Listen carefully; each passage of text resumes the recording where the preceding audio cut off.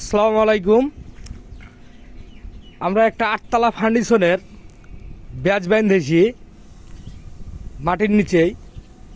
তো clear covering engineer দিতে বলেছে 3 ইঞ্চি, কাগজে 2 ইঞ্চি দিয়েছিল, তা আমরা 1 ইঞ্চি বাড়িয়ে 3 ইঞ্চি করেছিলাম। করার পরে সাইড ইঞ্জিনিয়ার যেটা আছে উনি বলছে কি ক্লিয়ার কভারিং 6 ইঞ্চি দেওয়ার জন্য। আচ্ছা, 6 ইঞ্চি দেওয়ার জন্য হিসাবে ব্লক ব্যবহার করার দরকার ছিল, কিন্তু ইঞ্জিনিয়ার বলছে কি ইট দিলে কোনো সমস্যা নাই।